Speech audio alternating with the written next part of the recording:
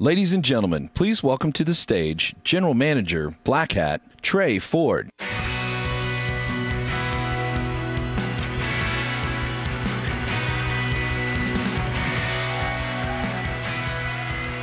Good morning.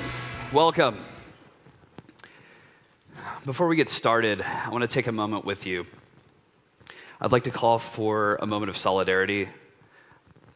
I would like you to join me now in a moment of silence to honor Barnaby Jack.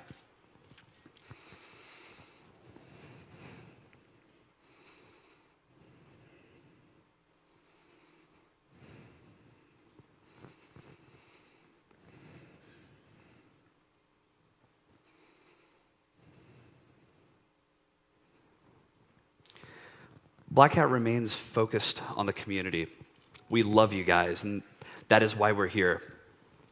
We know that Barnaby would be proud of the amazing work we're going to showcase this year. And with that, Black Hat is proud of what you've done and to share this with you this year. Sorry for the start with a somber note. We're actually very excited about the show this year. There's just a lot of emotion in the room. Our next speaker really does not need any kind of an introduction. I think we're all very excited to hear from the General. The time for this conversation to happen is now. Black Hat is the place for this conversation. Something we need to keep in mind is this notion that we've been nursing of a balance between security and privacy, and whether the two can coexist, and if so, how that would work. We reached out to the community. We collected questions from the Black Hat Review Board, from select members of the community. We sent those out and surveyed with you. You got that information back to us. We shared that with the General. I believe that our communities are deeply linked, the security community, the intelligence community, and I think it's time for the General to come set some facts straight. The conversation cannot continue effectively without getting some insight, some perspective, some clarity on the facts. Yeah, I think I've never sensed this level of tension or apprehension in the community since, I would say, I don't know how many people here were around for the crypto wars in the late 90s, right? I mean, that was a pretty stressful time. And that pales in comparison to what's going on now. That was, how do we export math? How do we control cryptography, the Clipper chip? You know, the government might want to listen into our phone calls. How times have changed. So I think a lot of us are wondering, like, well, what comes next, right? We're now starting to face these issues that was only been hinted at. And rumor has it that the General's a pretty busy guy, and I think it would have been easy for him to sort of duck out and not come speak to us, you know, go to a meeting.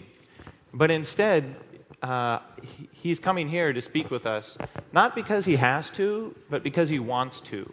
And I think that really speaks toward his integrity and his interest in engaging with us and with the community. And you know, last year, I'd been trying to get a director of NSA to speak at DEF CON for as long as I've been doing DEF CON. And finally, one came to DEF CON last year, General Alexander. And he tried to start a conversation with us about shared values, and then how do we set the needle on civil liberties, privacy, but security. And it's never going to be a static needle. This needle is going to move around, but how do we set it? And I think he's a big believer in that technology and working with communities such as ours can lead to a more transparent and easier way of setting the needle. Because it's going to get set one way or the other. And I think what's happening here is there's this tension between offense seems to be really winning right now. I mean, offense is doing sweet. Defense, not so much. And so a lot of people are thinking, well, so what does that mean? What does that mean to my business? Well, how are you going to move forward in this environment of sort of like all-pervasive offense capabilities? And I think really this is giving us an opportunity now to finally have this conversation that we've all been wanting to have for 5 or 10 years. And I think the General wants to have that conversation as well. So I think this topic is more important than ever, and I'm just really proud that these things are going to start happening here. Trey? I think we all look forward to hearing from the General. I think we can all respect that there's a lot of things he can't share with us. I think that we have a responsibility to try to set aside hyperbole to give a very focused look at the facts. Without further ado, let's welcome General Alexander to the stage.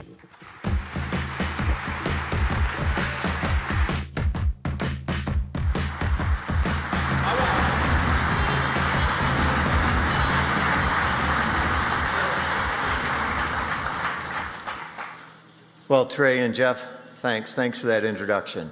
I think what they said to start out with is the reason I'm here. This is the technical foundation for our world's communications, you folks right here. And the issue that stands before us today is one of what do we do next? How do we start this discussion on defending our nation and protecting our civil liberties and privacy? The reason I'm here is because you may have some ideas of how we can do it better. We need to hear those ideas. But equally important, from my perspective, is that you get the facts. And so what I'm going to do today is try to lay out those facts. Now, as Trey or Jeff said, there are good reasons why some of this is classified and why some of it is stuff that we just don't put out there. And the big reason from my perspective is because terrorists use our communications. They live among us. How do we come up with a program to stop terrorism and to protect our civil liberties and privacy? This is perhaps one of the biggest issues facing our country today. I also want you to get a sense for the people at the National Security Agency. It has been the greatest honor and privilege of my life to lead these noble folks. They're the ones, and you'll get a little bit of sense of what they've done for our country over the past 8 years while I've been there. And their reputation is tarnished because all the facts aren't on the table. But you can help us articulate the facts properly. I will answer every question to the fullest extent possible. And I promise you the truth. What we know, what we're doing, and what I cannot tell you because we don't want to jeopardize our future defense. What we're going to do in this briefing is give you the facts on these programs, the business record, FISA, on FAA 702, on what we've done to stop terrorist attacks, address some of the problems that we see out there with inaccurate statements, and talk about where do we go from here. That's where you come in. We need to hear from you because the tools and the things we use are very much the same as the tools that many of you use in securing networks. The difference, in part, is the oversight and the compliance that we have in these programs. That part is missing in much of the discussion. I believe it's important for you to hear that, for you to understand what these people have to do in order to do their job to defend this nation, and the oversight regime that we have with the courts, with Congress, and with the administration. I think you need to understand that to get the full understanding of what we do and what we do not do. I think it's important to also step back. Let's go back to the beginning. How did we get here?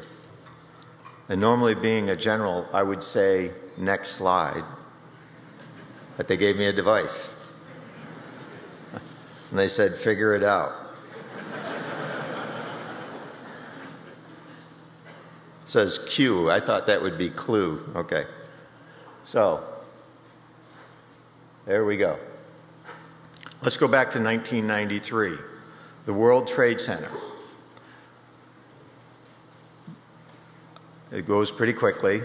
Khobar Towers, the East Africa Embassy bombings, the USS Cole, 9/11. Al-Qaeda on the ones on the bottom there throughout. Khalid Sheikh Mohammed helped fund the first World Trade Center and was the mastermind behind 9/11. We became a nation transformed. The intelligence community, according to the 9/11 Commission, failed to connect the dots. What do I mean by that? What do I mean by failed to connect the dots? We had intercepts of one of the 9/11 hijackers, Midar, from Yemen. We didn't know because we didn't have the tools and the capabilities to see that he was actually in California.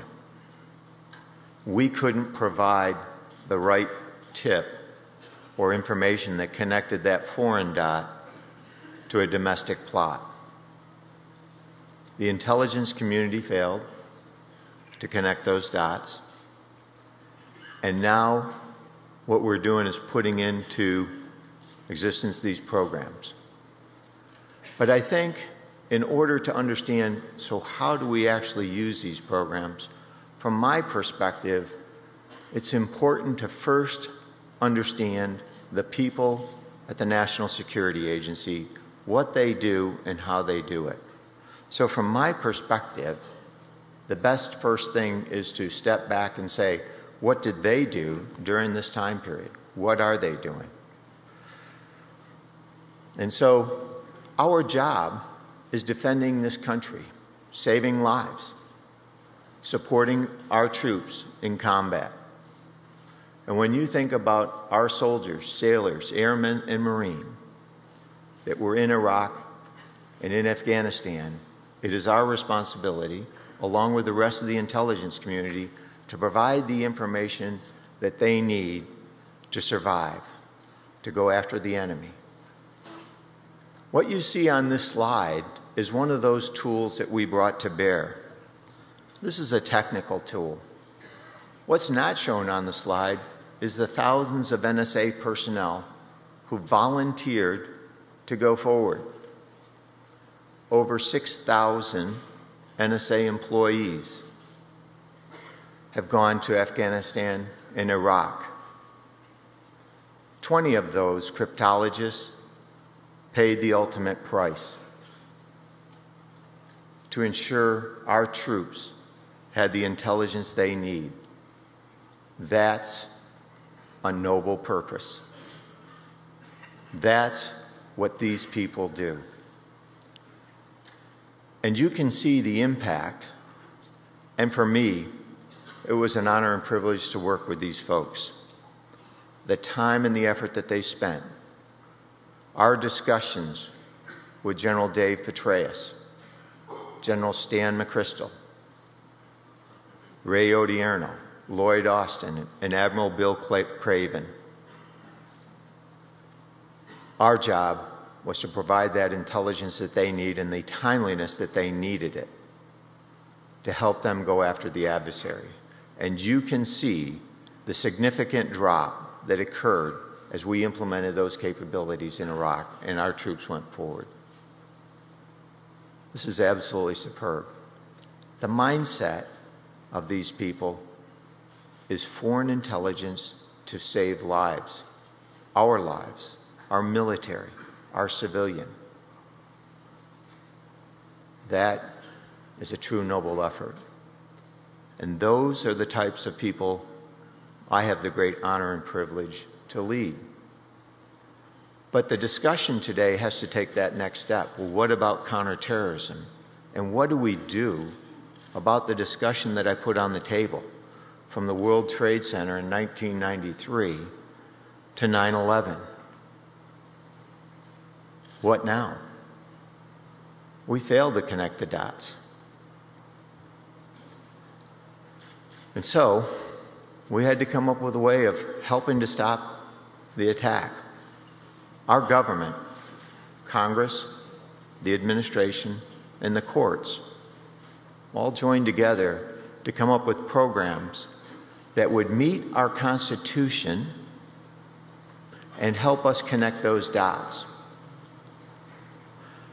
I think it's important to understand the strict oversight that goes in on these programs. Because the assumption is that people are out there just wheeling and dealing. And nothing could be further from the truth. We have tremendous oversight and compliance in these programs. Auditability. And for many of you with a technical background that work net flow and other things like that, you know that we can audit the actions of our people, 100% in this case, and we do that. But this information and the way our country has put it together is something that we should also put forward as an example for the rest of the world. Because what comes out is we're collecting everything. That is not true. What we're doing is for foreign intelligence purposes to go after counterterrorism, counterproliferation, cyber attacks. And it's focused. And if you think about net flow and the amount of information, you couldn't afford or don't want to collect everything. It makes your analysis harder. If your intent is to go after terrorists, how do you do that? And so there are two programs that we have here. A metadata program, one that helps us connect the dots in the least intrusive way that we can, and the FAA 702 or Section 702 authority, which allows us to go after content. I'm going to go into each of these in detail. But I wanted to put out one thing that's important. Industry just doesn't dump stuff to us and say, hey, here's some interesting facts. They are compelled by a court order to comply. They are compelled by a court order to comply, where all three branches of our government have come together. Think about the lawful intercept program that we have here. I think this is a standard for other countries because we have the court overseeing it, we have Congress overseeing it, and we have the administration, and I'll go into all the different parts of the administration that oversees that. And I've heard some people say that the court is a rubber stamp. I'm on the other end of that table with federal judges. And anybody here who's been up against a federal judge knows that these are people with tremendous legal experience that don't take any, I'm trying to think of a word here, from even a four-star general. They want to make sure that what we're doing comports with the Constitution and the law. And they are dead serious on it. These are folks that have given their whole lives to our nation's judiciary system. These are folks who know they're probably not going to go to the Supreme Court, but they want to do something for our nation. These are tremendous judges. They aren't a rubber stamp. And I've been in front of that court a number of times. I can tell you from the wire brushings that I've received, they are not a rubber stamp. Let's go into the details of these programs. Press the button.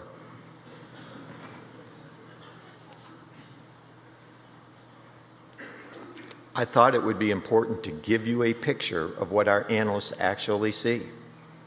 There it is, on the right-hand side.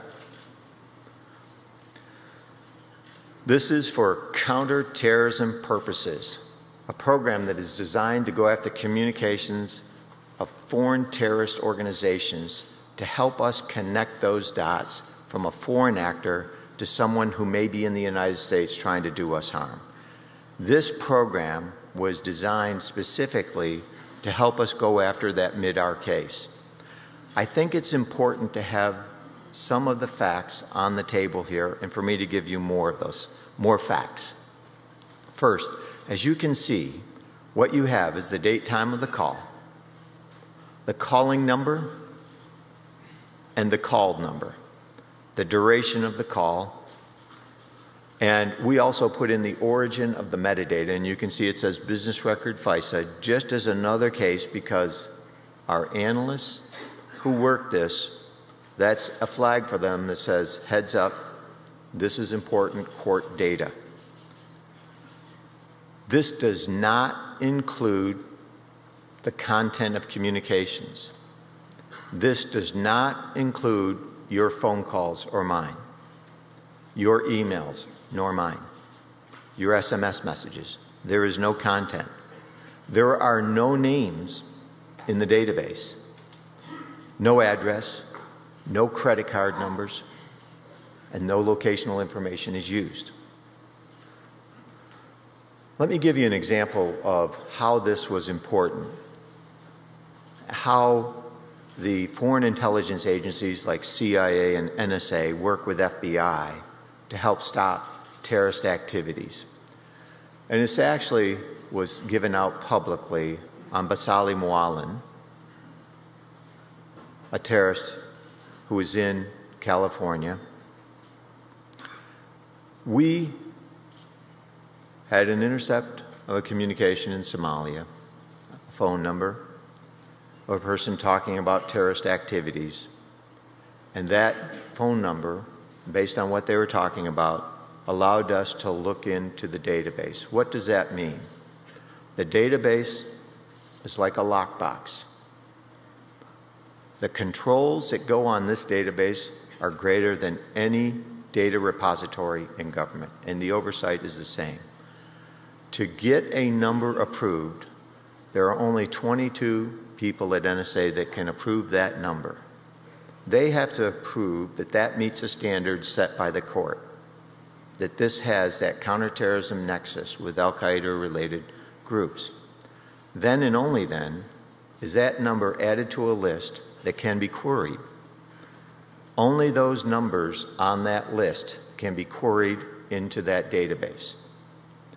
If you mistype a number, the database will reject it because it has to be on that list. Only 35 analysts at NSA are authorized to run queries. They have to go through 3 separate different training regimen and pass tests to actually do queries into that database. In 2012, there were less than 300 numbers approved, bless you, approved for queries. Less than 300 numbers. Those queries resulted in 12 reports to the FBI. Those reports contained less than 500 numbers.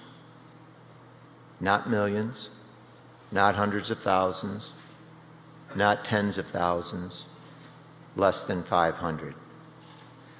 The intent of this program was to find a terrorist actor and identify that to the FBI.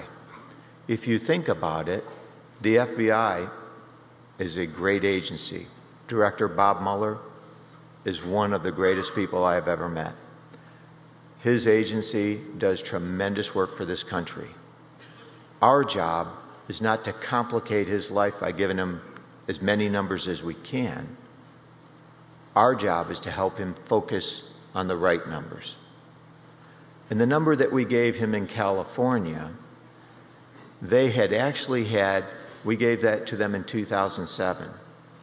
In 2004, they had run an investigation on that individual, but did not have enough information to open up a full field investigation. So they closed that investigation down. In 2007, with the number we gave them, they had enough information. They take that number, and now their portion of this is they can take a national security letter, find out who that number belongs to, and they found out it was Basali Mualin. They can then, with probable cause, get a warrant.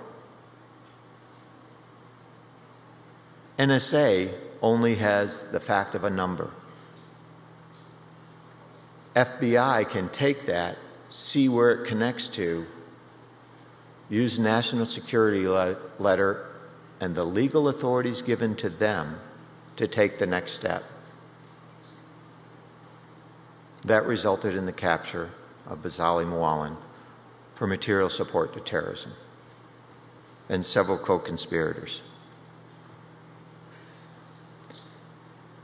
The other program that I would like to talk to is the one we refer to sometimes as PRISM, but PRISM is part of it. It's the FAA 702 authority. This is for foreign intelligence purposes. This is content. This is not targeting U.S. persons. This is targeting threats overseas. This is our lawful intercept program, which is analogous to many other countries around the world. They compel service providers to provide information just as we do. But I mentioned earlier, we have, I believe, a great standard when we look at the court, Congress, and the administration all looking at what we do on each of these. I should mention on the previous slide 100% auditability. So let me just go back to that. I didn't give you that part, and I promised I would, so I don't want you to think I left that out. 100% auditability. Well, that was quick. So maybe there is a no going back. So on this program, 100% auditability on every query that we make. And that is overseen by our Inspector General, our General Counsel. In 2009, in our discussions with the President, when he first came on board, we talked to him about these programs. And the issue was, how do we know the compliance is there and what more could we do? We stood up, working with the committees in Congress, a directorate of compliance. This directorate of compliance is headed by legal professionals and information specialists that can look at everything that we do in these programs and ensure they comport with the court orders. But we also have oversight from the Director of National Intelligence, General Counsel, and IG, from the Defense Department, from the Department of Justice, from the White House, from Congress, the Intel committees, and from the courts. Our people have to take courses and pass exams to use this data.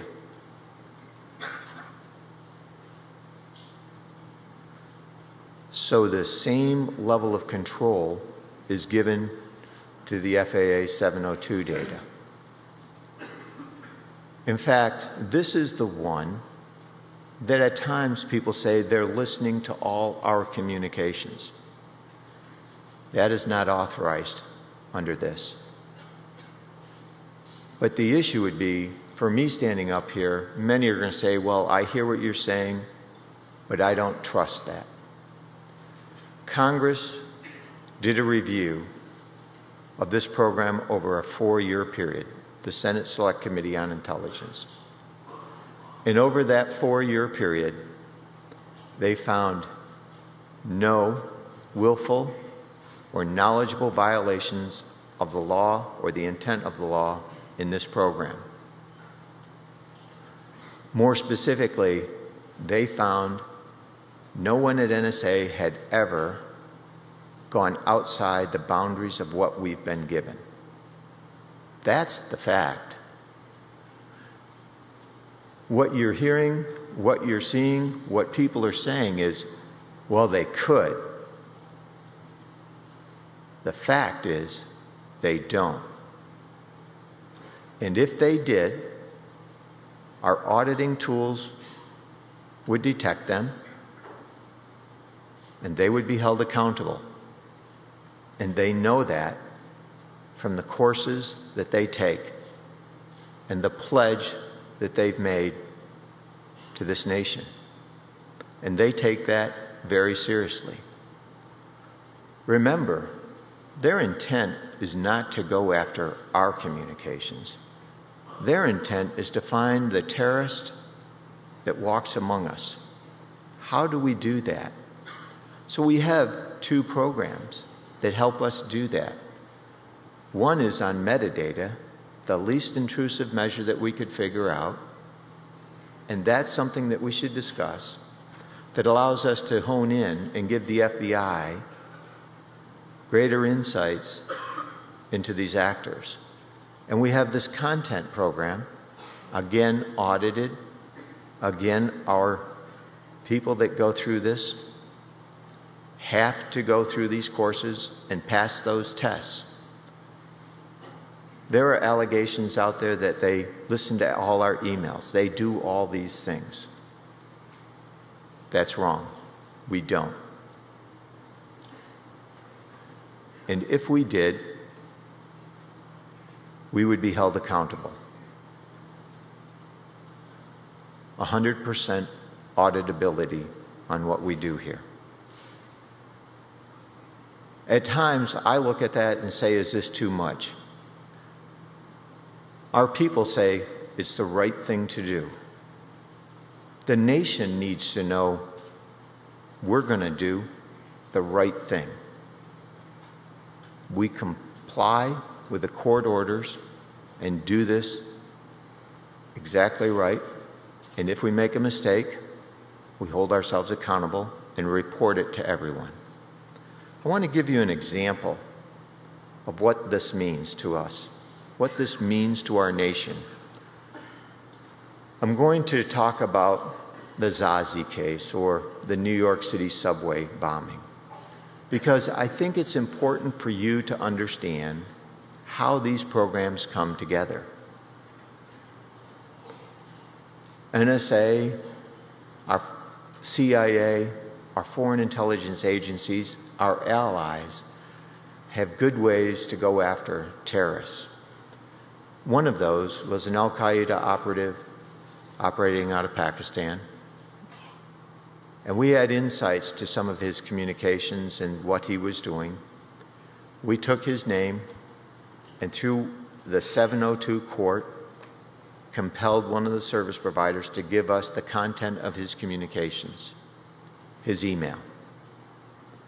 In those emails, we saw him working with an individual unknown to us, discussing an imminent terrorist attack. All we knew, they were looking for the recipes for bombs. We had an email address, and in the email was a phone number. We didn't know if the phone number was US or overseas. We gave the email address to the FBI.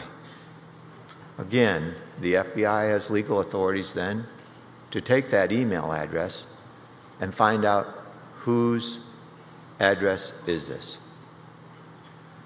And this was Najibullah Zazi, a terrorist in Colorado.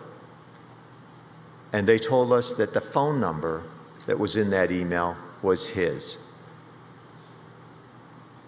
We used that phone number to go into the business records FISA data because it had nexus to an Al-Qaeda related operation. We found the first connection from that phone number in Colorado to an unknown phone number to the FBI in New York City. But the important thing was that phone number in New York City also was talking to another terrorist-related actor. And on another layer out to yet another terrorist. That helped us tell the FBI that number in New York City is really important. That number was Addis Metajunin. Time was of the essence in this case. You may recall that Zazi was driving across the country to conduct the attack. We intercepted this around the 6th of September, and the attack was supposed to occur by 14 September. The FBI has to put these pieces together based on our input, what they get from Customs and Border Patrol, what they get from other intelligence agencies and law enforcement, and figure out what's going on. They are superb. They stopped this attack. This would have been the biggest attack in the United States since 9/11. It came, the initial tip came from the PRISM FAA 702 data. The business record FISA is a tool that also adds value, but it can only add value in the United States. So what does that mean? What have these capabilities done? We have talked about 54 different terrorist-related activities. I put them up here so that you can see what we've been able to do. These are facts. This is a partnership between our foreign intelligence agencies and the FBI, between our country and our allies. We stopped 13 related terrorist activities in the United States and 25 more in Europe. There are a number of things that comes out of this slide. First, the business record FISA can only help in those that are in the United States. It had a role in 12 of those 13. In 4, it came up with no results that was of operational value to the FBI. In the other 8, it provided leads for the FBI to go after. FAA 702 provides value across 53 of these. And in roughly half of them, it was the initial tip. Our nation takes stopping terrorism as one of the most important things. Freedom! Exactly. And with that, when you think about it, how do we do that? Because we stand for freedom. Not that. But I think what you're saying is that in these cases, what's the decision? Where's the discussion? And what tools should we have to stop those? No, I'm saying I don't trust you. You lied to Congress. Why would we believe you're not lying to us right now? I haven't lied to Congress. What about XKS? Congressional testimony. Wait for the question session. Thank you for that. But I do think this is important for us to have this discussion because, in my opinion, what you quickly believe is that which is written in the press without looking at the facts. This is the greatest technical center of gravity in the world. I ask that you all look at those facts. Check that out. Read the congressional testimony. Look at what we're talking about here because this is our nation's future. This is what we've done with these programs. And in my opinion, that's not bull. Those are facts. And what we see coming at our country is more of the same. So the question that we have with all of us, so what do we do? Let's begin that discussion. We ought to put the facts on the table and have that discussion so that people who are revealing information that can hurt the future of this country and our citizens, I believe that is irresponsible and will have significant damage to our country. How do we defend this country? That's the question. What you're asking us to do is to defend the country, and we take an oath to that Constitution, and we take that very seriously. It's not either or, it's both. And so here, if you want to be constructive and you want to help get this right, be part of that discussion. Put the facts on the table. That's what we need. You need to understand what we're trying to do to defend the country and protect civil liberties and privacy. On the business record FISA, 15 judges have approved that 34 times. Congress, the courts, and the administrations have looked at it. This morning, the Director of National Intelligence declassified some of those. Review that. See what we do in going after these.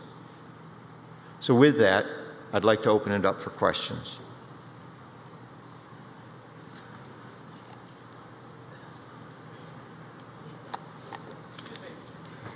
So obviously you have a lot of intelligence capabilities and analysis capabilities. Why do so many parts of the world want to attack us? Forgive me, guys. Generally speaking, we provide the keynote the opportunity to determine if he wants to accept questions from the audience or to receive them in an organized manner. We reached out to the community to try to gather those, to organize those. We weighed them, we ranked them. This is not canned. The general doesn't know what we're throwing at him, but I want to make sure that we're asking your questions for you. We've got a very limited amount of time. If I could, though, please. I have no problem answering that question because I think that's a great question. Why? Repeat the question. So the question that was asked was, so why do countries want to attack us? Why does Al-Qaeda want to attack us? Why do we stand in the way of them reaching their objective? And I think you should look at what they're trying to create, a caliphate. They believe that the Middle East should be run under the Islamic law, Sharia form of law, and that everybody should comply with that form of law, and that we, the United States, working in the Middle East, have stood in their way. They want to attack us. They want to attack us because we're bombing them. Go ahead. So it is interesting that when you look at it, go back to the facts of '93, the World Trade Center, the coal. Look at the East Africa embassy bombings. Look at 9/11. And so that's what we face. Go ahead. General, the top-rated question was question number 7 on the survey. Do you think our national security intelligence and monitoring initiatives negatively impacts our innovative domestic companies' ability to adequately grow in foreign markets over fears of backdoors or covert access? More directly, is the NSA making U.S. companies less competitive? That's a great question. So from my perspective, I think it's important that we put the facts on the table of what lawful intercept is and what these companies are compelled to comply with. And every country has lawful intercept, or almost every country has lawful intercept programs that compel companies to provide information. The difference from my perspective is the oversight by the courts, Congress, and the administration in ensuring that we do this right. Go ahead. There was a great question posed yesterday. I would like to echo that. There was a clear difference between the NSA cannot and the NSA will not. It's a discretionary or it's a preventative control. So there are both. I think there are technical things that we can do to limit our collection, and we do that. In the United States, if you think about net flow and what you do perhaps in securing a network, how you look at different parts, you can shield off certain parts from collecting net flow data. We do the same thing to ensure we comply with the law. So the domestic communications we can technically take off. But there has to be another set of standards, because the reality is communications oftentimes are international. What happens if we run into a U.S. person's communications? So part of what has been recently released talks about the minimization procedures, the training that everyone at NSA has to go through if we run across those communications. And we hold our people accountable to doing that exactly right. One question that came up a lot out of band was once a classified document is publicly leaked, as in the case of the PRISM documents, why does the classification remain the same? Why can't government employees look at the internet? Well, there's two reasons on that one. I think the issue is on this, how do we protect our nation? How do we defend it? You know, some of this is classified. It's not classified to keep it from you, a good person. It's classified because sitting among you are people who wish us harm. If we tell everybody exactly what we're doing, then the adversaries will know how to get through our defenses. That's why I believe that what has happened, the damage to our country, is significant and irreversible. What we're talking about is future terrorist attacks. And when you look on this slide here, will we have the success over the next 10 years that we've had over the last? And I think it is worth considering what would have happened in the world if those attacks, 42 of those 54, were terrorist plots. If they were successfully executed, what would that mean to our civil liberties and privacy? So those are issues. Now, why do we classify stuff? Thank you.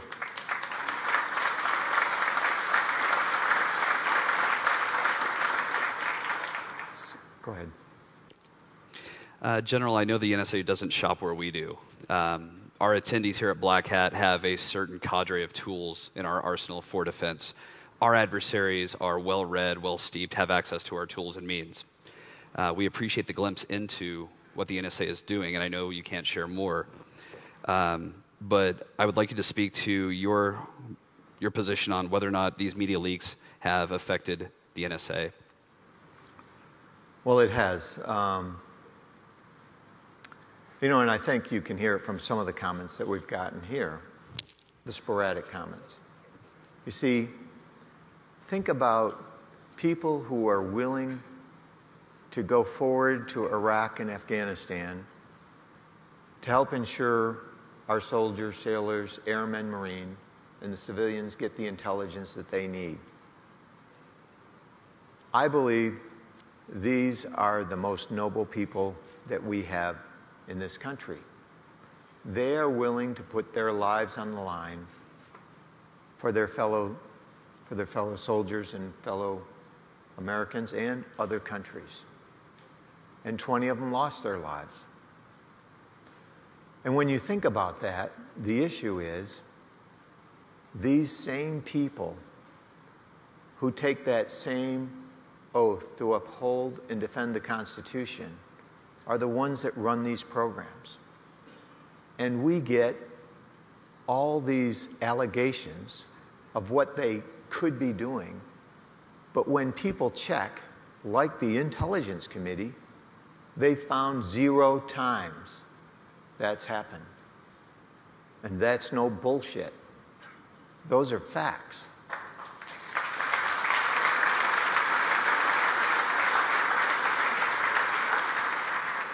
Please don't put that out in open press. Just that one word. I have 15 grandchildren. All right, one more question before we break, General. In a moment, I'm going to talk to my mom and dad, and I just want to know, your people can't listen to me call my mom, right? That's correct. Okay. And now there's 2 parts to that. That's a yes or no question. And I think it's one. You're great. I think here's the issue as you put that out there. One, we have technical controls to limit that. And then we have policy. So the technical is they can't. I asked the same thing about my daughters. I have 4 daughters. Can I go and intercept their emails? No. Can you? And the reason you may be able to. But the technical limitations are in there. Now, people who try to circumvent that, there's also 100% auditing. So when you put in my daughter at x.com, and an auditor then looks and says, what's the foreign intelligence purpose of this query? And the analyst putting that in has to state that and show that what they're doing meets that standard. Is it Trey terrorist? You're on Black Hat. Thanks. Trey's a good person. No well, I guess. I hope. No terrorist associate. So the issue really becomes the issue that I would ask you to look at. And all of those that find what we're doing that should be limited more, my comment is help us defend the country and come up with a better solution. You're the greatest gathering of technical talent anywhere in the world. If we can make this better, the whole reason I came here was to ask you to help us make it better. And if you disagree with what we're doing, then you should help twice as much. Read the Constitution. I have. You should too.